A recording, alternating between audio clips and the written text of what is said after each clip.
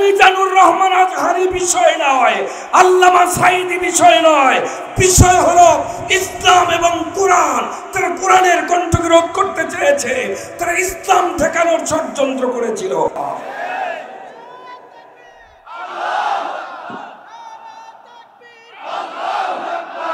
কোরআন ওয়ালাদের বিরুদ্ধে তোমরা যারা আছো শুনে রাখো, জেনে রাখো, ঈদের পূর্বে লেডি ফেরাউন যে নির্যাতন করেছে, অবিচার করেছে, অত্যাচার করে তার যে দুর্গতি হয়েছে, কেউ যদি আগামীতে এরকম ফেরাউন সাজে, ওর চাইতে দশা আরো বেশি জঘন্য খাবে।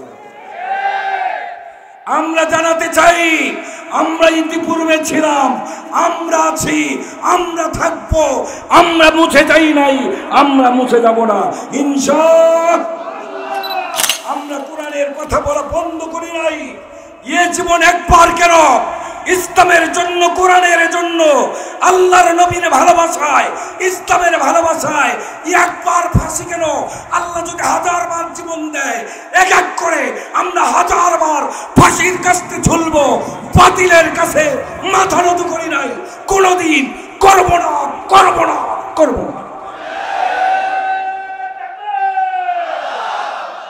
পৃথিবীতে কেউ স্থায়ী হয় না, হোক না সে ফিরাউন কিবা হাসিনা, কেউ ভবে চিরকাল রয় না। পৃথিবীতে কেউ স্থায়ী হয় না, হোক না সে ফিরাউন কিবা হাসিনা, কেউ ভাবে চিরকাল রয় না।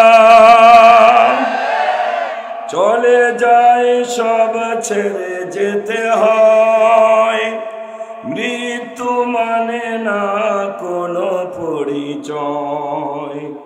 সব রাজা মহারাজা আর মহাবীর, কাউকে সে অবকাশ দেয় না।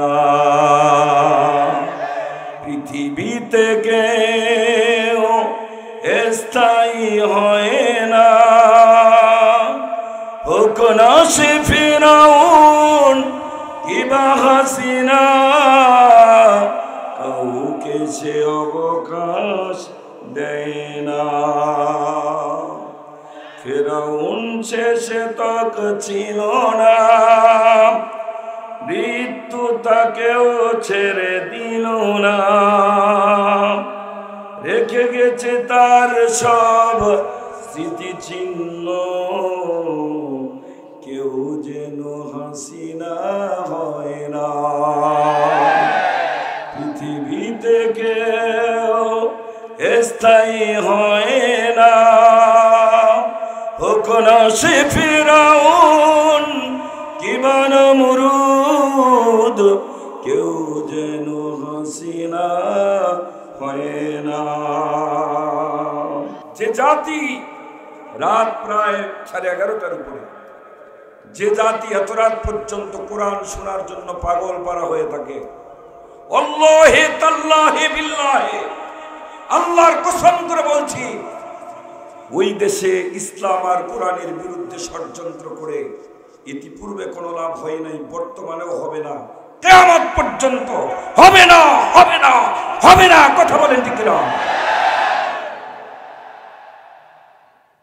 সম্মানিত আয়োজক বৃন্দ, মাহফিল উপস্থিত থাকতে পারে বাংলাদেশ সরকারের আইন শৃঙ্খলা রক্ষার কাজে নিয়োজিত, দায়িত্বে নিয়োজিত পুলিশ বিভাগের দায়িত্বশীল ভাইয়েরা।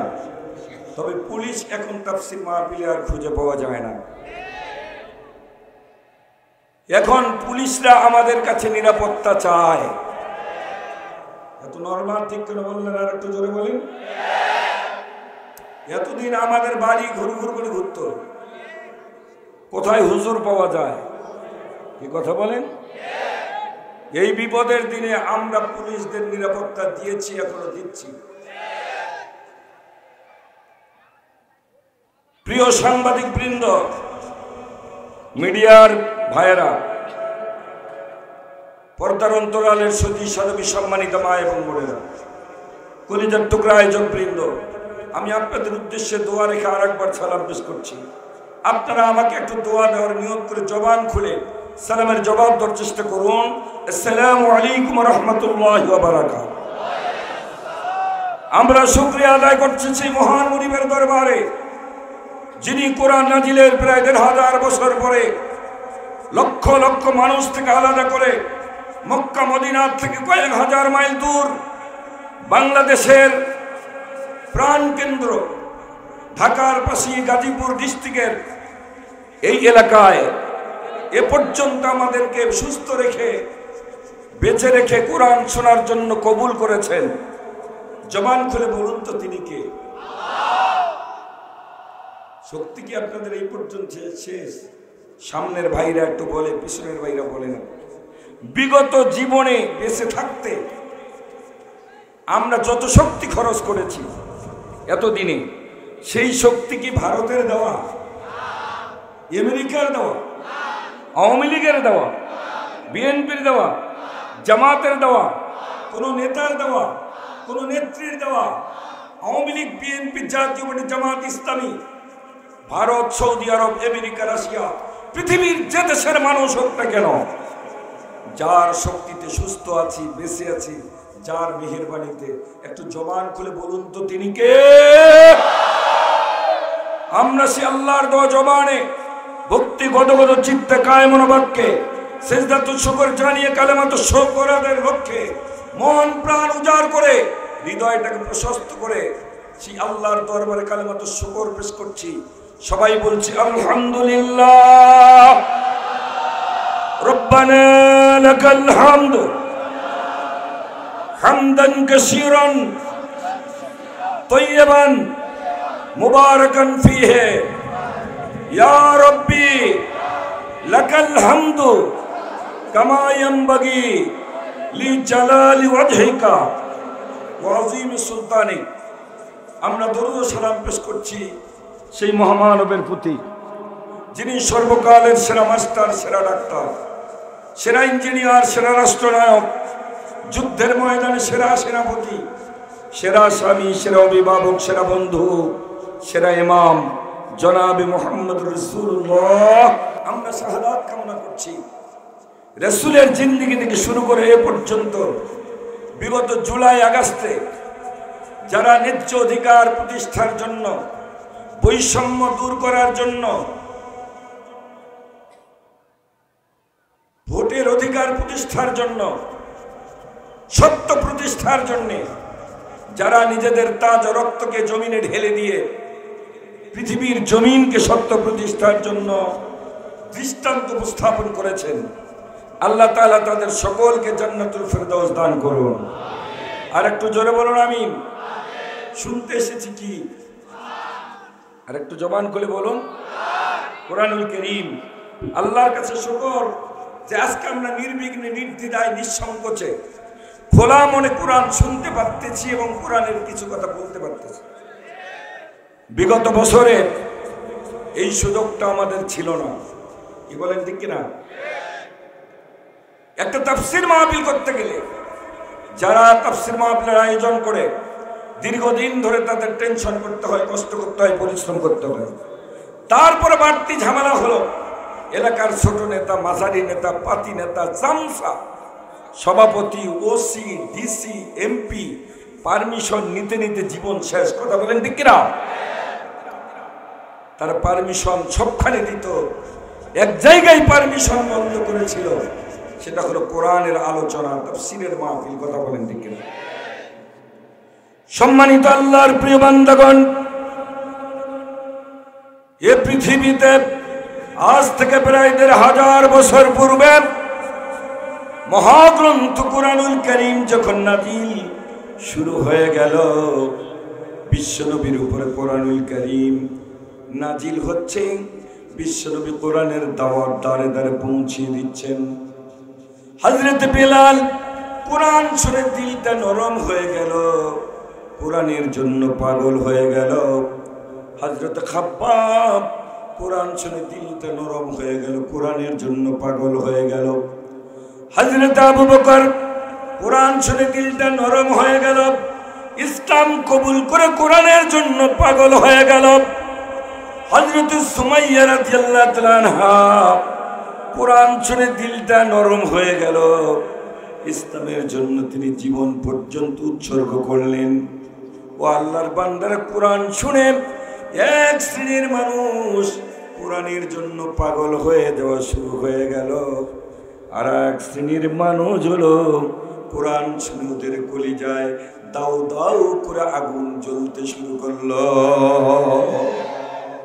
সম্মানিত আল্লাহর প্রিয় বান্দাগণ, কোরআন নাজিলের প্রায় ১,৫০০ বছর পরে আমার মাতৃভূমি এই বাংলাদেশে হাজারো বাধা বিপত্তি, হাজারো মিথ্যা অপবাদ, বিভিন্ন ষড়যন্ত্র, মিথ্যা মামলা হামলা, জেল জুলুম রিমান্ড উপেক্ষা করে, ভয় ভীতি উপেক্ষা করে হযরত বিলালের উত্তরসূরিরা, হযরত খাব্বাবের উত্তরসূরিরা তারপরও কোরআনের তাফসীরের মাহফিলের আয়োজন করত। খাব্বাবের উত্তরসূরিরা বুক টান করে নিজের জীবন বাজি রেখে কোরআনের হক কথাগুলি বলতেছিল। অপরদিকে যাদের কলিজায় আগুন জ্বলছিল তারা কেউ না, তারা হলো আবু জেহেল, উতবা, সায়বা। আবু জাহাল সংসদে বিল পাস করে ফেলল, কোরআন আর শুনতে দেয়া যায় না।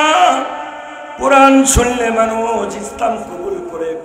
মুহাম্মদ সাল্লাল্লাহু আলাইহি ওয়াসাল্লামের দল বৃদ্ধি পাচ্ছে, দিন দিন মুসলমানের সংখ্যা বাড়তেছে। আবু জেহেলের কলিজায় দাও দাও করে আগুন জ্বলে। আমরা আবু জাহালকে দেখি নাই, আওয়ামী লীগ হাসিনা আবু জেহেলের দেখেছি। কোরআন শোনার কারণে এদের কলিজায় দাও দাও করে আগুন জ্বলত।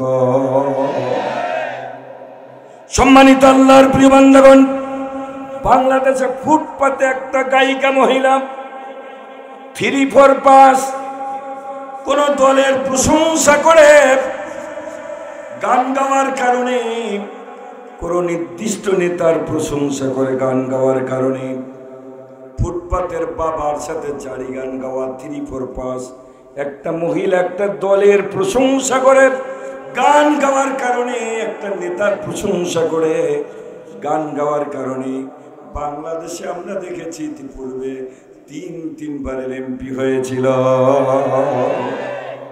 ওই দল তার উপরে খুশিয়ে 3-3 এমপি বানিয়েছিল। কথা বলে, আমরা এখানে এসেছি কার গান গাইতে? ও আল্লাহর বান্দা, কোরআন নাজিলের ১,৫০০ বছর পরে যে আল্লাহ আপনাকে আমাকে সৃষ্টি করেছেন বেঁচে থাকার জন্য যা দরকার, নাই চাইতে যিনি আপনারা আমারে দিচ্ছেন, নাই চাইতে অক্সিজেন সরবরাহ করছেন, আপাত মস্তক বডি স্ট্রাকচারে যা আছে সবগুলি যার দেওয়া, ওই আল্লাহর গান গাইলে, ওই আল্লাহর দ্বীন কায়েমের চেষ্টা করলে, ওই আল্লাহর কোরআনের রাজ কায়েমের চেষ্টা করলে, ওই আল্লাহর দ্বীনের জন্য, কোরআনের জন্য রাত জাগলে, দুনিয়ার মমতাদের চেয়ে আল্লাহ তাআলার কাছে আল্লাহর এই কোরআনের পাগলদের মর্যাদা আল্লাহর কাছে কোটি কোটি কোটি গুণ বেশি হবে। জোরে বলেন ঠিক কিনা? শুনতে এসেছি কোরআন। এই মুহূর্তে আল্লাহর আসমানের নিচে, জমিনের উপরে আপনার আমার চাইতে উন্নত মানুষ আর নাই। চিৎকার করে বলেন সুবহানাল্লাহ। সম্মানিত আল্লাহর প্রিয় বান্দাগণ, ইতিপূর্বে যাদের উপরে অত্যাচার, অবিচার, জুলুম, অত্যাচারের স্টিম রোলার চালানো হয়েছে, শুরু হয়েছে আল্লামা সাঈদীকে দিয়ে। কারণ আল্লামা সাঈদী একটা ব্যক্তি, তিনি কোনো বিষয় না, বিষয় ছিল কোরআন। একটু জোরে বলেন, সাঈদী কোনো বিষয় নয়। সাঈদী যদি আওয়ামী লীগ করতো, জাসদ করতো, সাঈদী যদি অন্য জাতীয় পার্টি করত, তাহলে সাঈদীকে এই নির্যাতিত হয়ে 13 বছর 3 মাস কারারুদ্ধ থেকে মৃত্যুর কোলে ঢলে পড়তে হতো না। কথা বলেন ঠিক কিনা? ওরা, ওদের দুশ্মনী হলো, ওদের ষড়যন্ত্র হলো, ওদের কলিজায় আগুন হলো কোরআনুল কারীম। যুগে যুগে ইতিপূর্বে আল্লাহ রাব্বুল আলামিন বিশ্ব মানবতার হিদায়াতের জন্য আল্লাহ তাআলা নবী রাসূল প্রেরণ করেছিলেন। আল্লাহর বক্তব্য হলো ওয়ালাকাদ বা'আতনা ফি কুল্লি উম্মাতির রাসূলা আন ইবুদুল্লাহ ওয়াজতানিবুত তাগুত। আল্লাহ রাব্বুল আলামিন বললেন, ইতিপূর্বে আমি যুগে যুগে মানুষের হেদায়েতের জন্য নবী রাসূল প্রেরণ করেছি।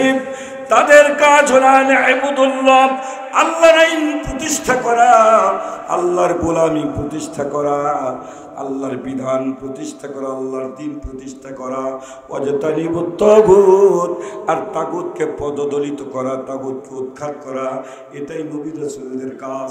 এই কাজটা করার জন্যই আমি যুগে যুগে অসংখ্য নবী রাসূল প্রেরণ করেছি। ও আল্লাহর বান্দারা, বিশ্বনবী জনাবে মুহাম্মদ রাসূলুল্লাহ সাল্লাল্লাহু আলাইহি ওয়াসাল্লামের বিদায়ের মাধ্যমে নবুয়তের পরিসমাপ্তি হয়েছে। আল্লাহ রাব্বুল আলামিন বলেছেন, মা কানা মুহাম্মাদুন আবা আহাদিন মিন রিজালিকুম ওয়ালাকিন রাসূলুল্লাহি ওয়া খাতামান নাবিয়্যিন। আল্লাহ বললেন, বিশ্বনবী জনাবে মুহাম্মদ রাসূলুল্লাহর মাধ্যমে আমি নবুয়তের পরিসমাপ্তি করে দিয়েছি। আল্লাহর নবীর পরে যুগে যুগে আর কোন নবী আসবে না, যুগে যুগে এক একজন আলেম আসবেন। আমাদের বিগত যুগের আলেম ছিলেন পৃথিবীর জন্য কোরআনের পাখি আল্লামা দেলওয়ার হোসেন সাইদি। পৃথিবীর যেখানে মানুষ আছে, কিয়ামতের ময়দানে এ পৃথিবীর আকাশ বাতাস ইথার বৃক্ষ তরুলতা সাক্ষী দিবে। পৃথিবীর যেখানে মানুষ আছে সেখানে আল্লামা সাইদের কোরআনের দাওয়াত আছে।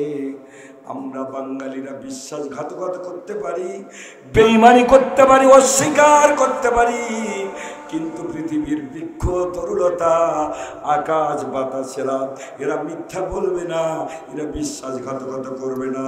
পৃথিবীর ইথার আকাশ বাতাস কিয়ামতের ময়দানে সাক্ষী দিবে আল্লাহ পৃথিবীর যেখানে মানুষ ছিল সেখানে আল্লামা সাইদের কোরআনের দাওয়াত ছিল। ও আল্লাহর বান্দারা, তার একটি অপরাধ কোরআনের মাধ্যমে মানুষকে আল্লাহমুখী করা। মানব রচিত মতবাদের কবর দিয়ে জমিন আল্লাহর, আসমান আল্লাহর হুকুম চলবে কার? আল্লাহর জমিনে আল্লাহর বিধান প্রতিষ্ঠা করার চেষ্টা করাই ছিল তার অপরাধ।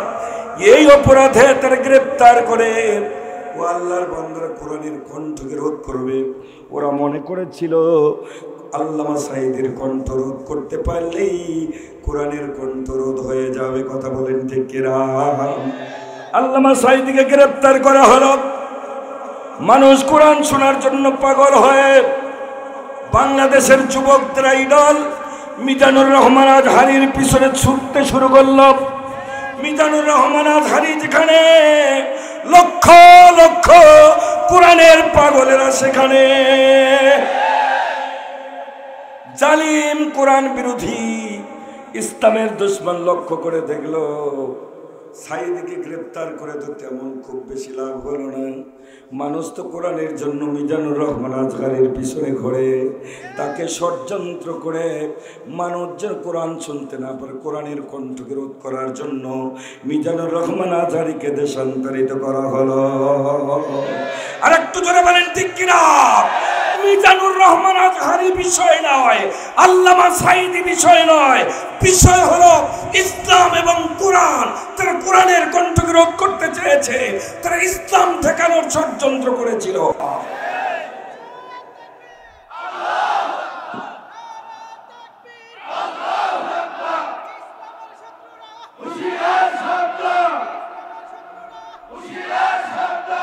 মিজানুর রহমান আজহারি চলে গেলেন।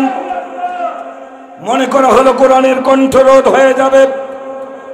মানুষ পাগল হয়ে, আল্লাহর কোরআনের প্রেমিকেরা পাগল হয়ে মুফতি মুফতি আমির হামজার মাহফিলে ছুটতে শুরু করলো। মুফতি আমির হামজাকেও কোরআনের প্রতিনিধিত্ব করার কারণে মুফতি আমির হামজাকেও 3 বছর কারারুদ্ধ করে নির্লজ্জ মিথ্যা মামলায় গ্রেফতার করা হলো। ও আল্লাহর বান্দারা, গত বছর এতদিনে আমিও কারাগারে, তারপরে আবার কারাগারে গেলাম। বারবার কারাগারে যেতে হয়, একটি অপরাধ। আমরা কোরআনের কথা বলি, কথা বলেন ঠিক কিনা?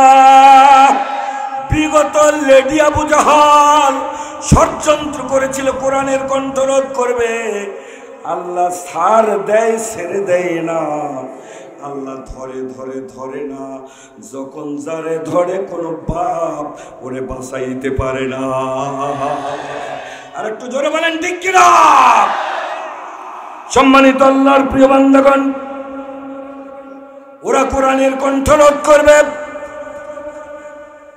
গত বছর 14 আগস্টে কোরআনের পাখিকে ভারতের ষড়যন্ত্রে ইঞ্জেকশনের সিজের মাধ্যমে বিষ প্রয়োগ করে আল্লাহর জান্নাতের মেহমানকে দুনিয়া থেকে বিদায় করে দিল। আল্লামা সাইদি কারাগারে যাওয়ার আগে একটা বক্তব্য দিয়েছিলেন, অন্যায় ভাবে আমাকে যদি হত্যা করা হয় এ সরকার 1 বছর টিকতে পারবে না। আল্লামা সাইদি যে কথাগুলি বলেছেন ভবিষ্যৎবাণী, প্রতিটি অক্ষরে অক্ষরে প্রতিফলিত হয়েছে। আরে কথা বলেন। 14 আগস্ট থেকে মৃত্যুর কোলে ঢেলে দেয়া হলো। আর 5 আগস্টে দুর্দান্ত প্রতাপশালী প্রভাবশালী যিনি ক্ষমতা পাকাপোক্ত করার জন্য সেনাবাহিনী তার সাজানো, র্যাব তার সাজানো, বিডিআর তার সাজানো, পুলিশ তার সাজানো, চৌকিদার থেকে প্রেসিডেন্ট পর্যন্ত প্রতিটি জায়গায় তার লোক। ক্ষমতাটা দীর্ঘস্থায়ী হবে। আল্লাহ কই অনেক খেলেছিস, আর ছাড় দেওয়া হবে না, হবে না, হবে না। কথা বলেন ঠিক না?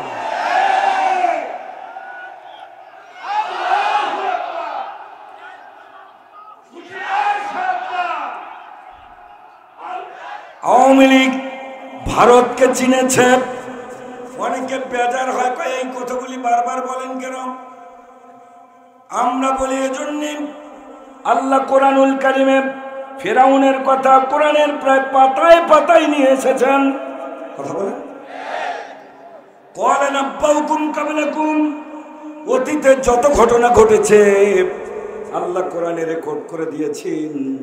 কেউ যেন ফেরাউন না হয়। আমরা কথা বলি এজন্যই বলছি, আগামীতে যেন কেউ হাসিনার অভিনয় না করে। কথা বলেন ঠিক কিনা? সব জায়গায় তার লোক, ক্ষমতা কোনোদিন হারাবে না।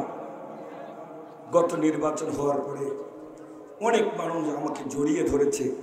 নির্বাচনের পরে কারাগার থেকে বের হলাম, কারাগার থেকে হাইকোর্ট থেকে জামিন নিয়ে কারাগারের গেটে আবার গ্রেপ্তার, আবার জামিন নিয়ে আবার গ্রেপ্তার। নির্বাচনের পরে জামিন হয়ে গেল। যারা আমাদেরকে ভালোবাসে জড়িয়ে ধরে খুব কেঁদেছে, বলছে হুজুর আর হয় না। কি কথা বলে? আর তবে আমাদের আত্মবিশ্বাস ছিল, ইতিপূর্বে 16.5 বছরের শাসক নমরুদ, এই নমরুদকে আল্লাহ তাআলা দুনিয়া থেকে সাফ করে দিয়েছেন সামান্য প্রতিবন্ধী ল্যাংড়া মশা দিয়ে। আমাদের আত্মবিশ্বাস ছিল এই কুখ্যাত নমরুদ, লেডি ফিরাউনের পতন নমরুদের চাইতেও জঘন্য হবে। আমরা হতাশ হয়ে যাই নাই, নিরাশ হয়ে যাই নাই। আমরা কোরআনের কথা বলা বন্ধ করি নাই। এ জীবন একবার কেন, ইসলামের জন্য, কোরআনের জন্য, আল্লাহর নবীর ভালোবাসায়, ইসলামের ভালোবাসায় একবার ফাঁসি কেন? আল্লাহ যদি 1000 বার জীবন দেয়, এক এক করে আমরা 1000 বার ফাঁসির কাছে ঝুলবো। বাতিলের কাছে মাথা নত করি নাই, কোনোদিন করব না, করব না, করব না।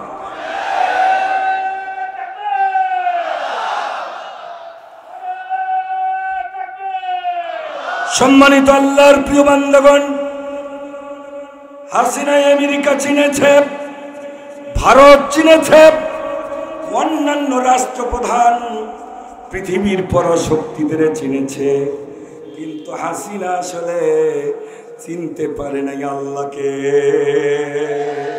আর একটু জোরে বলেন ঠিক কিনা? ও আল্লাহর বান্দারা, বেশির সারা রাত কিছু খায় নাই, টেনশন। পরের দিনে 4 বাহিনীর প্রধানকে ডেকেছেন, র্যাবের প্রধানকে ডেকেছেন, পুলিশের প্রধানকে ডেকেছেন। তার এই সাজানো মহাবিপদ, বাবারে কি হবে? 1 ঘন্টা সময় চেয়েছিল, 1 ঘন্টা সময় দিতে পারে না। তার তৈরি সেনাবাহিনী, তার তৈরি রাত, তার তৈরি পুলিশ তাকে 1 ঘন্টা সময় দিতে পেরেছে? আর একটু জোরে বলেন, আর একটু জোরে বলেন। সারা রাত খায় নাই, সকাল থেকে না খাওয়া, রান্না হয়েছে কোরমা পোলাও, 12 আইটেমের তরকারি। বেসিনি খাবে 2টা বেজে যায়, ডাইনিং টেবিলে সব খাবার রেডি। আল্লাহ কয় অনেক খেয়েছিস, আজ কিন্তু খাওয়া হবে। কি আসতে কেন বলতেছেন? আর একটু জোরে বলেন। খাইতে কি পেরেছে? আর একটু জোরে বলেন, পেরেছে? ওই আল্লাহ আছে না নেই? কাজেই কোরআন ওয়ালাদের বিরুদ্ধে তোমরা যারা আছো শুনে রাখো, জেনে রাখো, ইতিপূর্বে লেডি ফেরাউন যে নির্যাতন করেছে, অবিচার করেছে, অত্যাচার করে তার যে দুর্গতি হয়েছে, কেউ যদি আগামীতে এইরকম ফেরাউন সাজে, ওর চাইতে দশা আরো বেশি জঘন্য খারাপ। আমরা জানাতে চাই, আমরা ইতিপূর্বে ছিলাম, আমরা আছি, আমরা থাকবো, আমরা মুছে যাই নাই, আমরা মুছে যাব না ইনশাআল্লাহ। আধারে ভয় পেও না, আধারে ভয় পেও না, আলো আছে আড়ালে, কালো সব পালিয়ে যাবে তুমি উঠে দাঁড়ালে, কালো সব পালিয়ে যাবে তুমি উঠে দাঁড়ালে, কালো সব পালিয়ে যাবে তুমি উঠে দাঁড়ালে। বালুর ওই বাঁধগুলো চর ভেসে যাবো এলে ঢেউ, দাবানল চললে কি তা ফু দিয়ে পারেনি ভাই কেউ। বালুর ওই বাঁধগুলো চর ভেসে যাবে এলে ঢেউ, দাবানল চললে কি তা ফু দিয়ে পারেনি ভাই কেউ। মঞ্জিল পাবে তুমি, মঞ্জিল পাবে তুমি, পাহাড় বাধা মারালে, কালো সব পালিয়ে যাবে তুমি উঠে দাঁড়ালে, কালো সব পালিয়ে যাবে তুমি উঠে দাঁড়ালে। বসে থাকার সময় আছে? আর একটু জোরে বলেন, বসে থাকার সময় আছে? গত 5ই আগস্ট সেমি বিজয় হয়েছে, ফাইনাল বিজয় নয়। আর কথা বলেন ঠিক কিনা? ফাইনাল বিজয়ের জন্য, কোরআনের রাজ কায়েমের জন্য শক্ত করে কোমর খিচে আপনাকে আমাকে হযরত হানজালার ভূমিকা পালন করতে হবে, হযরত খালেদ তারেকের ভূমিকা পালন করতে হবে, ইমাম হুসাইনের ভূমিকা পালন করতে হবে। কারা কারা রাজি আছেন? দুহাত তুলে আল্লাহরে দেখা। লিল্লাহি তাকবীর, আল কোরআনের আলো, পার্লামেন্টে চলো, সুপ্রিম কোর্টে চলো, হাইকোর্টে চলো, জজ কোর্টে চলো, গোটা দেশে চলো, ঘরে ঘরে চলো, শিক্ষাঙ্গনে চলো। লিল্লাহি তাকবীর। আপনাদের কষ্ট হচ্ছে নাকি? সম্মানিত আল্লাহর প্রিয় বান্দাগণ, রাত গভীর হয়ে গেছে। রাত গভীর হলে কণ্ঠ দেবে যায়। এত রাতে কোনোদিন আমি কোনো মাহফিলে উঠি নাই, আজীব এক জায়গা দেখলাম আপনাদের ঢাকা। আমি জানি ঢাকা শহরে রাত 11টায় প্রোগ্রাম শেষ হয়, আমাকে দিলেন আপনার 11:30টার সময়। আমি আশা করছি রব্বুল আলামিন এই এলাকার জন্য, বর্তমান জাতির জন্য যে আলোচনার খুবই দরকার, কথা কয়টা যেন আমার জবান থেকে আল্লাহ তাআলা বের করে দেন। সবাই বলুন আমিন। শুনতে এসেছি কোরআন। আজকে গোটা পৃথিবীর মানুষ অশান্তির দাউ দাউ করে আগুনে চলছে, কোথাও শান্তি নাই। ইতিপূর্বে শান্তি প্রতিষ্ঠার জন্য নবী রাসূলেরা চেষ্টা করেছেন, নবী রাসূলরা চলে গেছেন, আলেম ওলামারা, ইমানদার মুসলমানেরা শান্তি প্রতিষ্ঠার জন্য চেষ্টা করছেন। কোন মুসলমান যদি আল্লাহর কোরআন বাদ দিয়ে কোন নেতার, কোন নেত্রীর, কোন দলের মতবাদ দিয়ে জাতির শান্তি প্রতিষ্ঠা হবে, এরকম যদি তার বিশ্বাস থাকে, আল্লাহর কসম করে বলছি ওর জিন্দেগির সমস্ত আমল বিনষ্ট হয়ে যাবে। মানুষ মানুষকে শান্তি দিতে পারে? আর একটু ধরে বলেন, বোঝার জন্য বলছি। শান্তি দেওয়ার একমাত্র মালিককে আল্লাহ রাব্বুল আলামিন বলছেন, ওয়ানাজ্জালনা আলাইকাল কিতাবা তিবয়ানাল লিকুল্লি শাইইন ওয়া হুদাও ওয়া রাহমাতাও ওয়া বুশরা লিল মুসলিমিন।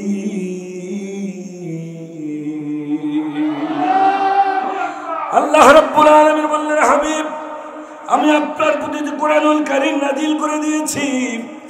এই আয়াত এমন এক টাইমে নাজিল হয়েছে, বিশ্বনবী মদিনায় হিজরত করেছেন, মক্কায় থাকতেই পারেন নাই, বাড়ি পর্যন্ত ঘেরা করা হয়েছে।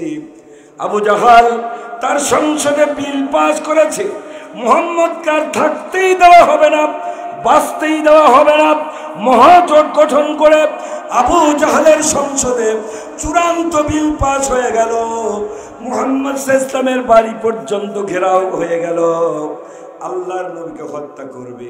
আল্লাহ রাব্বুল আলামিন কোরআনুল কারীমে কত চমৎকার করে কোট করে দিয়েছেন, ওয়াইদ ইয়ামকুরু বিকাল্লাযীনা কাফারু লিয়ুতবিতুকা আও ইয়াকতুলুকা আও ইউখরিজুকা ওয়া ইয়ামকুরুনা ওয়া ইয়ামকুরুল্লাহ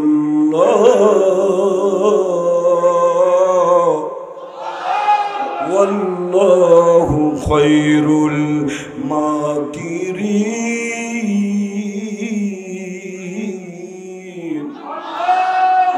আল্লাহ বললেন, হাবিব, আপনার বিরুদ্ধে কাফির মুশরিকরা ষড়যন্ত্র করেছে তিনটা। জোরে বলেন কয়টা? আরো জোরে। জোর হলো না। বিশ্বনবীর বিরুদ্ধে ষড়যন্ত্র হলো তিনটা। এক নম্বর হলো গ্রেফতার করবে, দুই নম্বর হলো হত্যা করবে, তিন নম্বর হলো দেশ থেকে বের করে দেবে। বিশ্বনবী চলে গেলেন। আজকে ইসলাম যারা প্রতিষ্ঠা করতে চায়, নব্য আবু জেহেলরাও ওই ইসলাম প্রতিষ্ঠাকারী আলেম ওলামাদের বিরুদ্ধে একই তিনটা ষড়যন্ত্র করেছে। কথা বলেন ঠিক কিনা? তিনজন নবীর বিরুদ্ধে নারী ধর্ষণের অভিযোগ করেছিল, তিনজন নবীর বিরুদ্ধে নারী ধর্ষণের মামলা হয়েছিল। পয়গম্বর ইউসুফ, পয়গম্বর জাকারিয়া, পয়গম্বর মুসার বিরুদ্ধে নারী ধর্ষণের মামলা হয়েছিল। নবীরা নাই, ইসলাম প্রতিষ্ঠার জন্য নবীদের যারা প্রতিনিধিত্ব করেছে, মৌলানা মতিউর রহমান নিজামী, আলী আহসান মোহাম্মদ মুজাহিদ, কামারুজ্জামান আল্লামা সঈদ আব্দুল কাদের মোল্লা, মীর কাসেম আলী মিন্টু, আল্লাহর নবী অনুপস্থিতিতে যারা ইসলামের প্রতিনিধিত্ব করেছে, তাদের বিরুদ্ধে নারী ধর্ষণের অভিযোগ এই লেডি ফিরাউন দিয়েছে। আর একটু জোরে বলেন ঠিক কিনা? মনে সিনে পাপ, সবাই সিনে বাপ। আমাদের গ্রামের কথা বলে, আপনাদের এদিকে বলে নাকি? ও আল্লাহর বান্দারা, হাজারো মিথ্যা অপবাদ, যুগের জঘন্য মিথ্যাচার আলেম ওলামাদের বিরুদ্ধে। আমরা জীবন দিলাম ফাঁসিতে ঝুলে, হাসি মুখে জীবন দিলাম। আমরা কোনোদিন পাকিস্তান পালাবার কোনো পরিকল্পনা নিয়েছি নাকি? আর একটু জোরে কম। কেন? ভারত পালাবার পরিকল্পনা নিয়েছিলাম, সৌদি আরব পালাবার পরিকল্পনা নিয়েছি, আমেরিকা পালাবার পরিকল্পনা কি নিয়েছি? হাজার হাজার মানুষ আলেম ওলামারা জীবন দিয়েছে, নির্বিচারে বিচারের নামে অবিচারের মাধ্যমে জীবন দিয়েছে, তারা কোনোখানে পালাবার পরিকল্পনা করে নাই। কারণ আমরা জানি আল্লাহর জন্য বেঁচে থাকার চাইতে শাহাদাতের মর্যাদা বেশি। মানুষ তো মরবেই, কেউ ট্রাকের চাকার সাথে পিষ্ট হয়ে মরে, কেউ প্যারালাইজড হয়ে মরে, কেউ বার্ধক্যজনিত কারণে বিছানায় পায়খানা প্রস্রাব করে আপন জনদেরকে বেজার করে মরে। এই মরার ভিতরে কোনো সার্থকতা নাই। কোরআন নাজিলের ১,৫০০ বছর পরে ইসলামের জন্য, কোরআনের জন্য যদি রাজপথে জীবন দেওয়া যায়, এ মরা মরতে দেরি হয়, আল্লাহর জান্নাতে যেতে দেরি হয় না। যার কারণে আমরা পালাবার পরিকল্পনা করি নাই, ওদের কাছে মাথা উন্নত করি না। আর একটু জোরে বলেন। তোরা ১৫-১৬ বছরের দুর্দান্ত শাসক, প্রভাবশালী শাসক, সব তোমাদের, তোমরা পালাও কে? কথা বলেন। ও আল্লাহর বান্দারা, আল্লাহর ফয়সালা মারাত্মক। ওরা কোরআনের কণ্ঠরোধ করতে চেয়েছিল, আজকে আল্লাহ তাআলা ওদের কণ্ঠরোধ করে দিয়েছে। আর একটু ধরে বলেন ঠিক কিনা? ওরা পালায় এই জন্যে আমাদের হলো মনের সাহস, মনোবল শক্ত, মনে চেনে পাপ, সবাই চেনে পাপ। আর কথা বলেন। আমরা জানি আমরা আল্লাহর পথে আছি, আল্লাহর কোরআনের দায়ী, আমরা ইসলাম প্রতিষ্ঠার চেষ্টা করি, আমরা কোনো অন্যায় করি নাই, এজন্য আমরা পালাবার পরিকল্পনা করি নাই। ওরা পালাইতে চেষ্টা করে এজন্য, ওরা জানে যত অন্যায় করেছে, যত চুরি ডাকাতি করে লোপাট করেছে, যত মানুষ খুন করেছে, দিনের কাম রাতেই সেরেছে। ওদের হৃদয় ওদেরকে দংশন করে, এদেশের মাটি আমাদের আর জায়গা দিবে না। কথা বলেন ঠিক কিনা? এজন্য পালায়। কি বলেন? ও আল্লাহর বান্দারা, বিশ্বনবী হিজরত করলেন, বয়স হলো মাত্র 2 বছর। রাষ্ট্রপতির হযরত আবু বকর সুপ্রিম কোর্টের প্রধান বিচারপতির দায়িত্ব পালন করছেন। 2 বছর হয়ে গেল। 2 বছর পরে হযরত আবু বকর সিদ্দিক রাদিয়াল্লাহু তাআলা আনহু আসরের নামাজের পরে বিশ্ব নবীকে বললেন, ইয়া রাসূলুল্লাহ, ইয়া হাবিবাল্লাহ, আমি আর চাকরি করব না, প্রধান বিচারপতির পদটা আজকে ইস্তফা দেব। বিশ্ব নবী বলল, আবু বকর, তোমার মাথা খারাপ হয়েছে নাকি? আমি যে রাষ্ট্রের প্রেসিডেন্ট, ওই রাষ্ট্রের প্রধান বিচারপতির দায়িত্ব আমি যোগ্য ব্যক্তি তোমারে দিয়েছি, তুমি কেন পদত্যাগ করবা? হযরত আবু বকর বলছে, ইয়া রাসূলুল্লাহ, ইয়া হাবিবাল্লাহ, যে দেশের প্রেসিডেন্ট আপনি, কোরআন দিয়ে দেশটা শাসন করছেন কারণে 2 বছরও হয়ে গেল, আজ পর্যন্ত একটা মামলা আমার কোর্টে আসে নাই। 2 বছরে একটা বিচার পর্যন্ত করতে পারি নাই। 2 বছর চাকরি করলাম, একটা মামলা আমার কোর্টে আসলো না। সুতরাং আমি আর এই চাকরি করবো না, রিজাইন দিব। বিশ্ব নবী আনন্দের কান্না কাঁদতেছিলেন। নবীর চোখের পানিতে গাল ভিজে যাচ্ছিল, দাড়ি ভিজে যাচ্ছিল, বুক ভিজে যাচ্ছিল।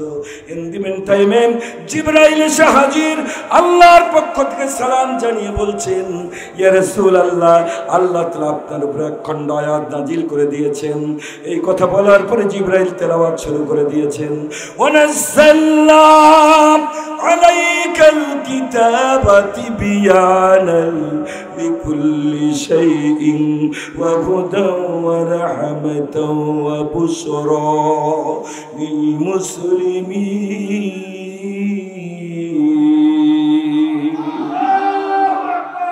আল্লাহ রাব্বুল আলামিন বললেন, হাবিব, ওয়ানাজ্জালনা আলাইকাল কিতাবা তিবয়ানাল লিকুল্লি শাইইন, আমি আপনার প্রতি যে কোরআনুল কারীম নাযিল করে দিয়েছি, এই কোরআনের ভিতরে বিশ্ব মানবতার জন্য যত সমস্যা আছে সব সমস্যার সমাধান আমি কোরআনের সূরায় সূরায় পারায় পারায় পৃষ্ঠায় পৃষ্ঠায় আয়াতে আয়াতে লাইনে লাইনে আমি আল্লাহ কোট করে দিয়েছি। আপনি যেমনি নেতা, সংবিধান হলো কোরআন, আপনি রাসূল, আপনার নেতৃত্বে কোরআন নামক সংবিধান দিয়ে আপনি যখন দেশটা পরিচালনা শুরু করেছেন, চুরি বন্ধ হয়ে গেছে, ডাকাতি বন্ধ হয়েছে, খুন বন্ধ হয়েছে, ছিনতাই রাখাদারি বন্ধ হয়েছে, নারী ধর্ষণ বন্ধ হয়েছে।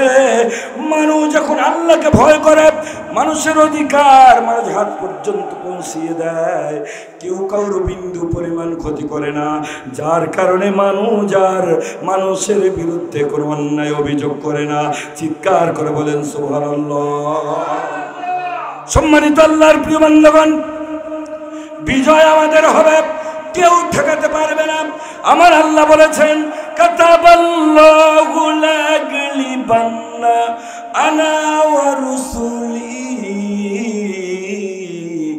ইন্নাল্লাহা কাবিয়্যুন আযীম।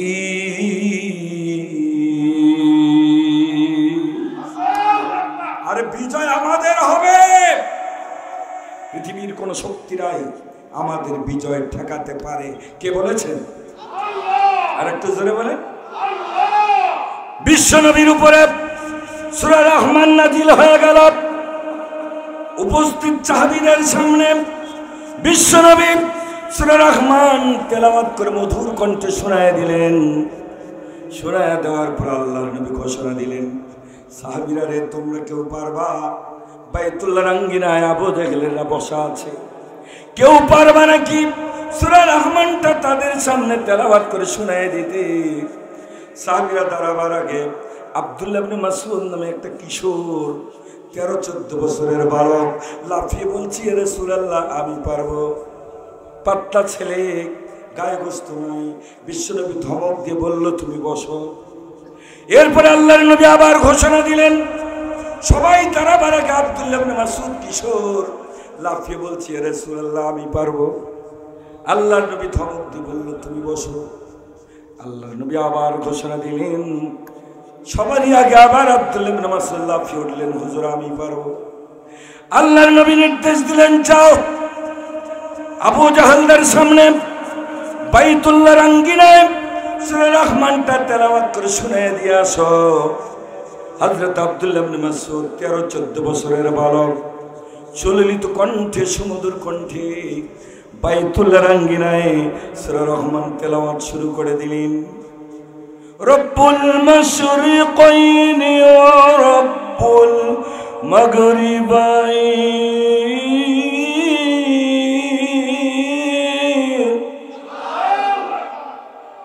ফাবিআইয়ি আলাই রাব্বিকুমা তুকাযযিবান।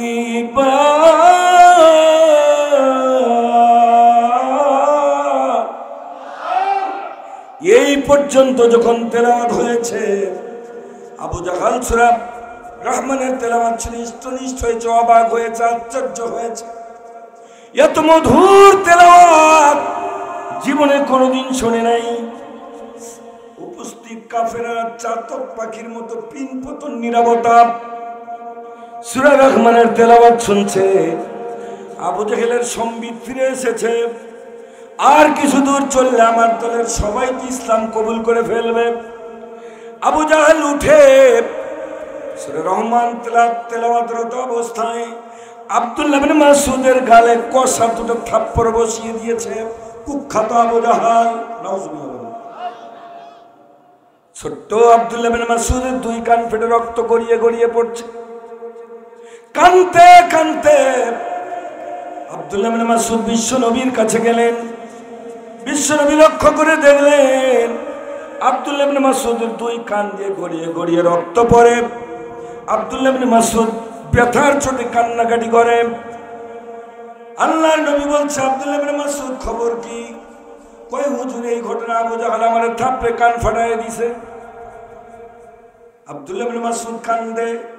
বিশ্ব নবী তার দিকে লক্ষ্য করে চোখের পানি আর সামলাতে পারে নাই। ছোট বাচ্চাটাকে আবু জাহেল এমনি মারপিট করেছে। বিশ্বনবীও কাঁদে, চোখের পানিতে গাল ভিজে যায়, দাড়ি ভেজে যায়। এমনি টাইমে জিবরাইল এসে হাজির। জিবরাইল এসে হাজির হয়ে খিলখিল খিলখিল করে হাসে। আল্লাহু আকবার বলবেন না? বিশ্বনবী আর আব্দুল্লাহ ইবনে মাসউদ কাঁদে, জিবরাইল কি আর একটু জোরে বলেন। দুঃখের সময় যদি কেউ হাসে তাহলে কাটা ঘায়ে লবণের ছিটা দেওয়ার মতো। আল্লাহর নবী বলে, জিবরাইল, ও জিবরাইল, আমার কলিজার টুকরা আব্দুল্লাহ ইবনে মাসউদ, আবু জাহাল পোড়া কপালটা তার কান ফেটে দিয়েছে, তুমি খিলখিল করে হাসো, আমরা কাঁদি, এ কেমন ব্যাপার? এবার জিবরাইল বলছি, ইয়া রাসূলুল্লাহ, ইয়া হাবিবাল্লাহ, জবাবটা আজকে দেব না, কয়েক বছর পরে দেব। জোরে জোরে বলেন সুবহানাল্লাহ। কোরআনের পাখি আল্লামা সাঈদী, কবি সম্রাট ডক্টর আল্লামা ইকবাল রহমতুল্লাহ আলাইহি একটা শের বলেছিলেন, बर्बाद गुलिस्ता के एक ही उल्लू काफी है, गुलिस्ता के हार साथ उल्लू बैठे हैं, फिर अंजाम गुलिस्ता क्या हो गया। একটা ফুল বাগান ধ্বংস করার জন্য একটা হুতুম পেশাই যথেষ্ট। সেই হুতুম পেশা বসে গেছে ফুল বাগানের ডালে ডালে, ফুল বাগানের দশা আছে কি হবে আল্লাহই জানে। আর একটু কথা বলেন ঠিক কিনা? আজকে আমরা যা দেখলাম, প্রতিটা অক্ষর, বিচার ব্যবস্থা, অর্থনৈতিক অবস্থা, শিক্ষা ব্যবস্থা, সবগুলি হুতুম বেচারা শেষ করে দিয়েছে। কথা বলেন ঠিক কিনা? সম্মানিত আল্লাহর প্রিয় বান্দাগণ, ওরা মনে করেছিল আমাদেরকে আব্দুল্লাহ ইবনে মাসউদের মতো থাপড়ায়া বিচারের নামে অবিচার করে শেষ করে দেবে। ওরা আবার নামাজও পড়ে, সূরা ফাতিহার ভিতরে তেলাওয়াত করে, মালিকি ইয়াউমিদ্দিন।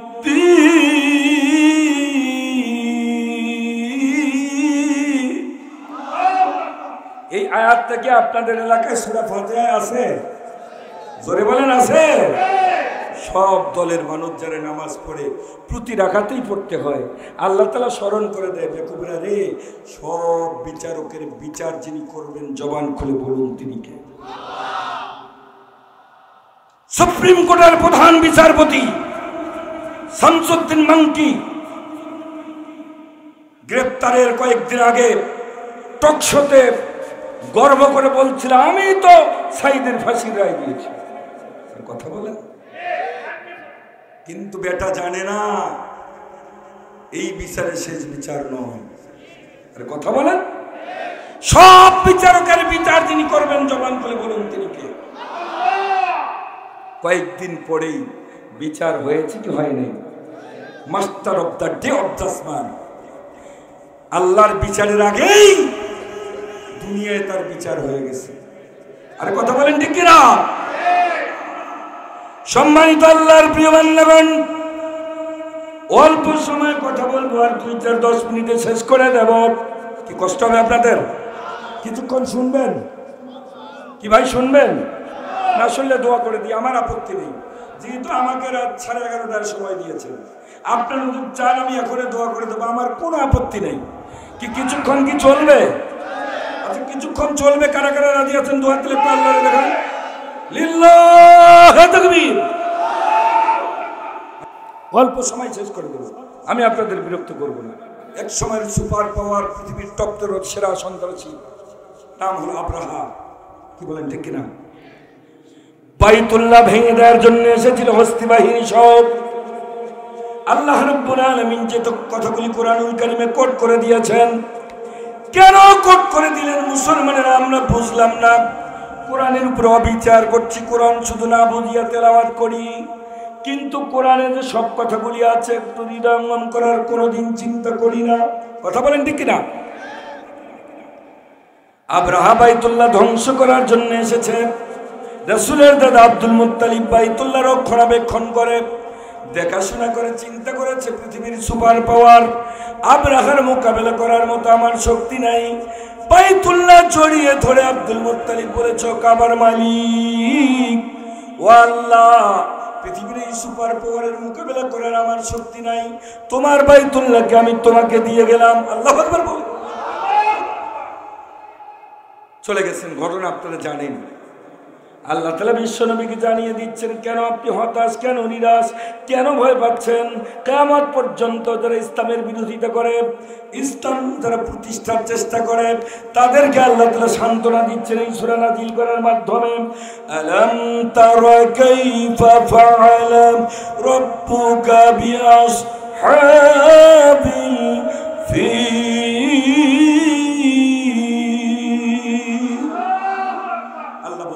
আপনি কি জানেন না, আপনি কি লক্ষ্য করেন নাই আমি হস্তিওয়ালাদের সাথে কি ব্যবহার করেছি? তাদের ষড়যন্ত্র কিভাবে নস্যাৎ করেছি। এই জালিমেরা ষড়যন্ত্র করেছিল শিক্ষা ব্যবস্থায় মানুষ আদম সন্তান নয়, ওরা শুরু করে দিয়েছিল মানুষ বানরের বাচ্চা। আর কথা বলেন ঠিক কিনা? মানুষ লেখাপড়া করে মানুষ হয়। আমাদের দেশের যে শিক্ষা ব্যবস্থা, যে যত বড় উচ্চ শিক্ষিত হয় সেটা তত বড় অমানুষ হয়। এটা সর্বোচ্চ বিদ্যাপীঠের শিক্ষক, সর্বোচ্চ বিদ্যাপীঠে লেখাপড়া করে এটা যেটা রেজাল্ট পেয়েছে, মানুষ মানুষ না, মানুষ বানরের বাচ্চা। আর একটু জোরে বলেন কারণটা কি? এ কথার মাধ্যমে তার কি বুঝাইতে চায়? বুঝাইতে চায় মানুষের জবাবদিহি আছে, আর পশুর কোনো জবাবদিহি নাই। এরা ধর্ষণ করবে, 1000 কোটি টাকা লোপাট করবে, কোনো জবাবদিহি যেন করতে না হয়। এজন্য এরা মানুষ মানুষের বাচ্চা থাকতে চায় না, এরা মানুষ হয়ে বানর আর কুকুরের বাচ্চা সাজতে চায়। সম্মানিত আল্লাহর প্রিয় বান্দাগণ, আল্লাহকে আমি কিভাবে তাদের ষড়যন্ত্র নস্যাৎ করেছি। কাদের বারবার খেলতে চায়, আল্লাহ কয় আমি খেলি না, আমি নিজে খেলি না। ওয়ারসালা আলাইহিম তায়রান আবাবিল।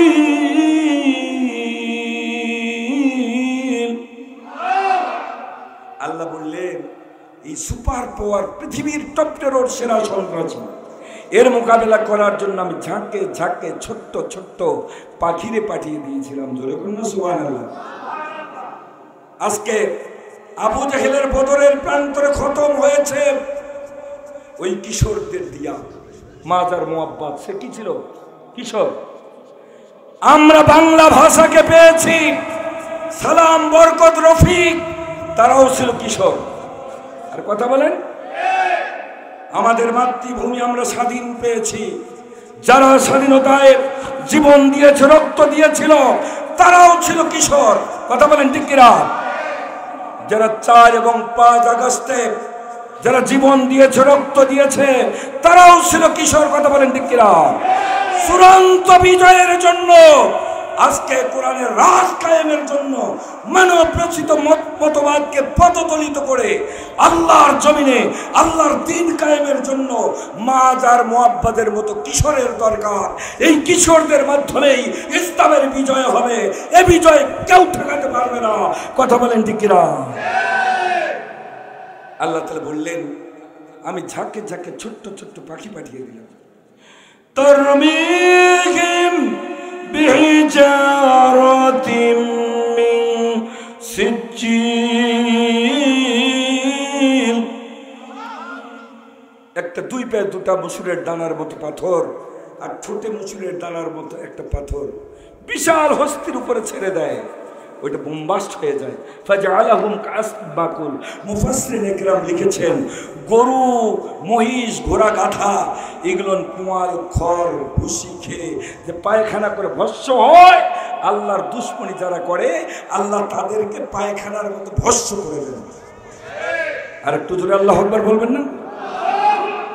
এই সূরা নাজিলের মাধ্যমে আল্লাহ বিশ্ববাসীকে জানিয়ে দিচ্ছে, কেউ যদি কোরআনের সাথে, ইসলামের সাথে, আল্লাহ রসুলের অনুপস্থিতিতে ইসলামের যারা প্রতিনিধিত্ব করবে তাদের সাথে কেউ যদি গাদ্দারি করে, বিশ্বাসঘাতকতা করে, বাদশা আব্রাহার মতো, বাদশা আব্রাহাকে যেমন পায়খানার মতো ভস্ম করে দেওয়া হয়েছে, আগামীতে যারা আব্রাহার ভূমিকা পালন করবে তাদেরকেও পায়খানার মতো ভস্ম করে দেওয়া হবে। কথা কার? আর একটু করে বলেন না কার? সম্মানিত আল্লাহর প্রিয় বান্দাগণ, শেষ কথা বলে দিয়ে চলে যায়। বিশ্বনবী হিজরত করলেন, মক্কা বিজয় হয়ে গেল, মদিনায় ইসলামী রাষ্ট্রের প্রেসিডেন্ট হলেন। 2 বছর হয়ে গেল। আবু জেহেল সহ্য করতে পারে না, 1000 সৈন্য সহ রওনা করেছে। ইসলামী রাষ্ট্র মুহাম্মদ সাল্লাল্লাহু আলাইহি ওয়াসাল্লাম মুসলমানদের কবর রচনা করবে। মুসলমানদের সৈন্য সংখ্যা মাত্র 313 জন। আল্লাহু আকবার বলেন। মুসলমানেরা অল্প হবে, শক্তি বেশি হবে, মুসলমানদের সংখ্যা কম হবে, ইমানের জোর বেশি হবে। কথা বলেন। মুসলমানদের অস্ত্র শস্ত্র কম হবে, কিন্তু তাকবীরের আওয়াজে আসিনার কলিজায় আগুন জ্বলবে। তাকবীরের আওয়াজ। আমাদের অস্ত্র তো স্টেনগান, এসলার, এসএমজি নয়। আমাদের অস্ত্র হলো নারায়ে তাকবীর। আর একটু জোরে বলেন আল্লাহু আকবার। আর এর দাম কত? তাকবীরাতুন ওয়াহিদা খায়রুম মিনাদ দুনিয়া ওয়া মা ফিহা, রাওয়াহুল বুখারী। একটা আল্লাহু আকবারের শব্দ দুনিয়ার ভিতরে যা আছে আল্লাহর কাছে সবচেয়ে উত্তম। চিৎকার করে বলেন আল্লাহু আকবার। বদরের যুদ্ধের ঘটনা বলার আমার সময় নেই। 313 জন মুসলিম সৈনিক, যুদ্ধ শুরু হয়ে গেল। শক্তির বলে না আল্লাহর উপরে ভরসা?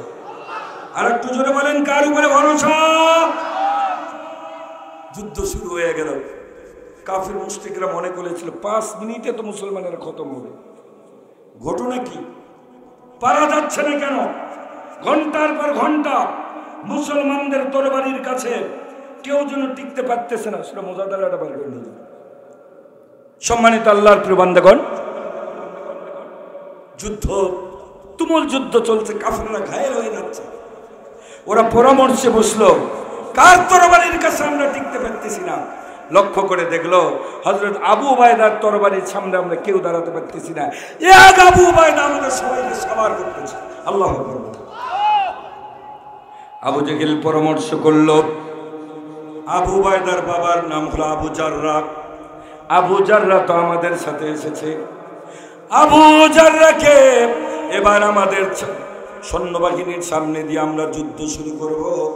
সন্তান হয়ে বাবার গর্দান উড়িয়ে দিতে পারবে না, এরকম চিন্তা করে ওরা নতুন করে তাদের সৈন্যবাহিনীর সামনে আবু উবাইদার বাবা আবু জাররাহকে দিয়া যুদ্ধ শুরু করে দিল। তুমুল যুদ্ধ।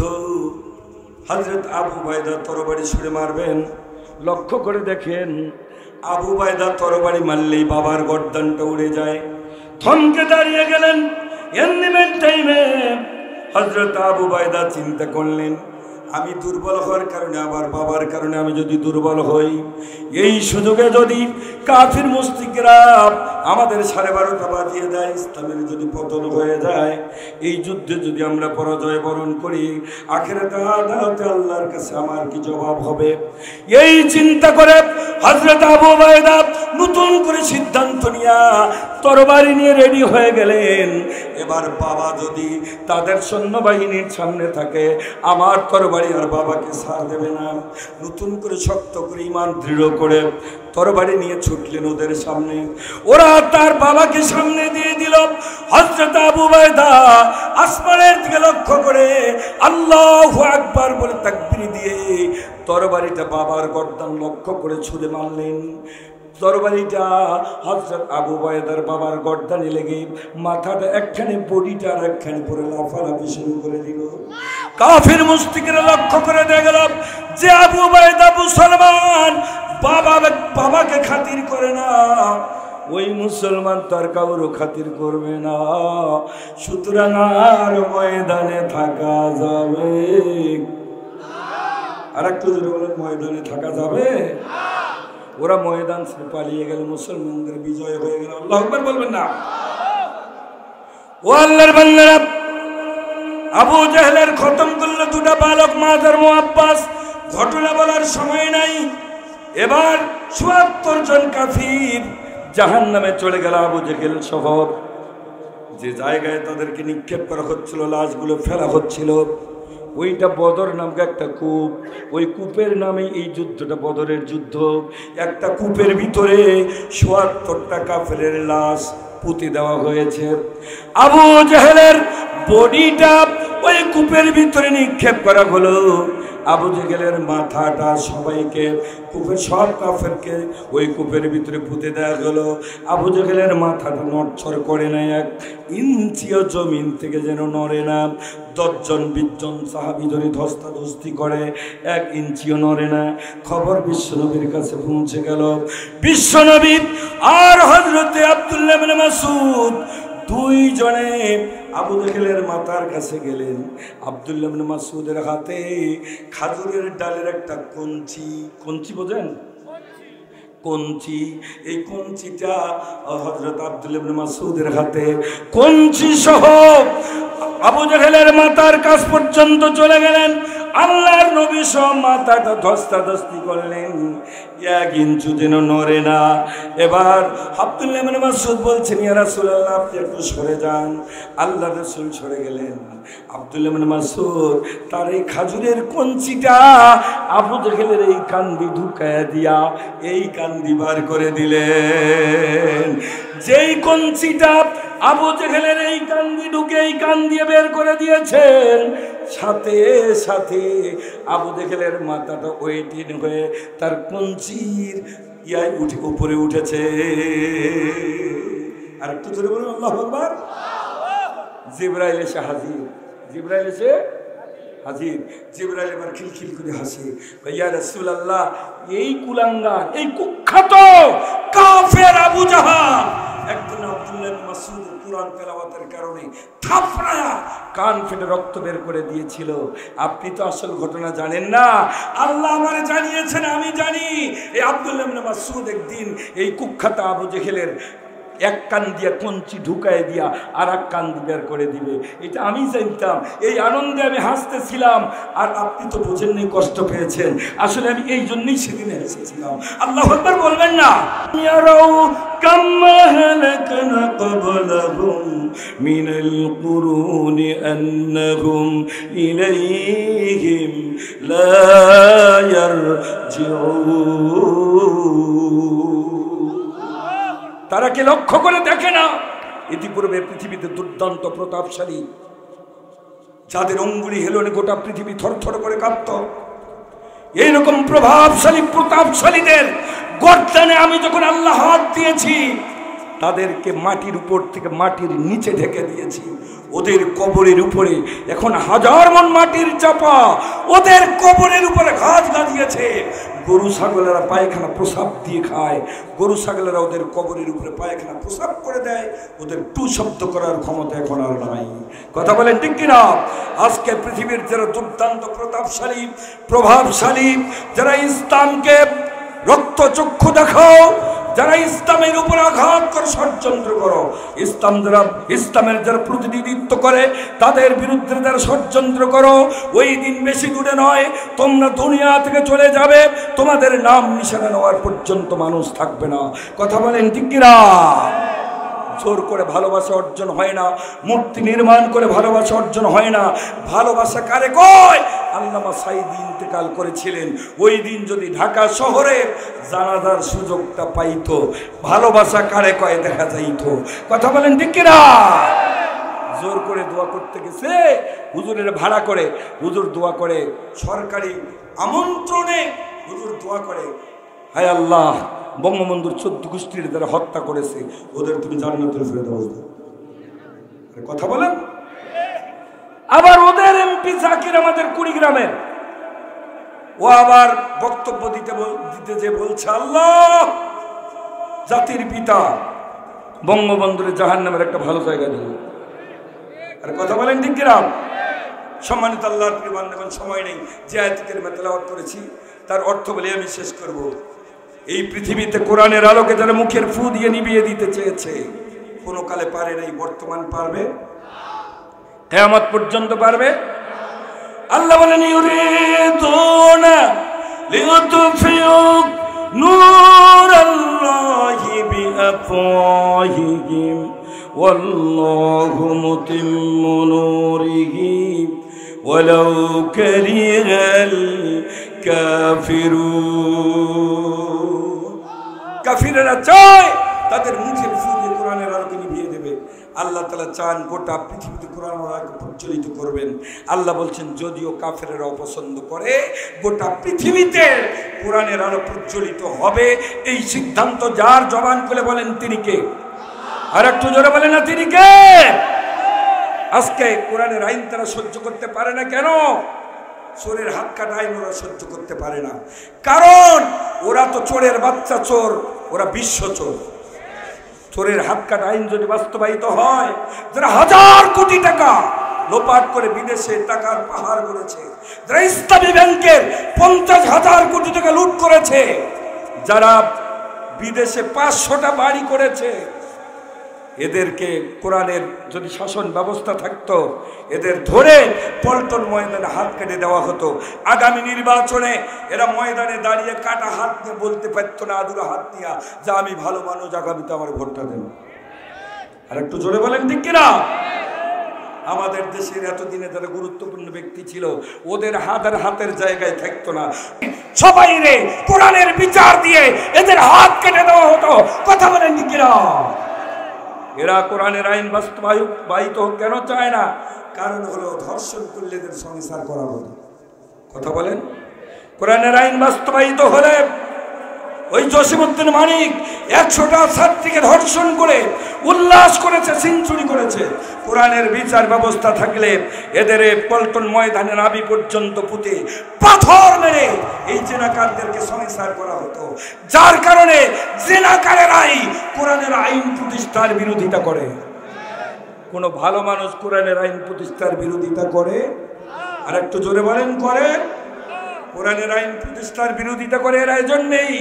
কোরআনের আইন প্রতিষ্ঠা হলে মাদক যারা সেবন করে ওদেরকে 80টা ব্যত্রাঘাত করা হতো। আমরা দেখেছি 5ই আগস্টে গণভবনে লাল লাল বিদেশি মদের বোতল। আর একটু জোরে বলেন। কোরআনের আইন চালু থাকলে এই লেডি ফেরাউনের পিঠের চামড়া থাকতো না। এত নরমাল ঠিক কেন বললেন? আর একটু জোরে বলেন। আমরা বুঝবো আগামীতে যারা কোরআনের আইন প্রতিষ্ঠা হোক, এটা যারা চায় না, ওরা চোরের বাচ্চা চোর, ওরা ধর্ষণকারী, ওরা মাদকাসক্ত, ওরা খুনি। কি বলেন কথা ঠিক কিনা? ভালো মানুষদের কোরআনের আইন প্রতিষ্ঠা হলে তাদের তো ভালোই হতো। কথা বলেন ঠিক কিনা? আসুন আমি আমার অসমাপ্ত বক্তব্যের এখানেই পরিসমাপ্তি করে আপনাদের সুস্বাস্থ্য, দীর্ঘায়ু, মঙ্গল, হেদায়েত, পরকালীন জীবনে আপনাদের সকলের জন্য জান্নাত কামনা করে একরাশ প্রীতি ও শুভেচ্ছা জানিয়ে প্রাণ ঢালা দোয়া রেখে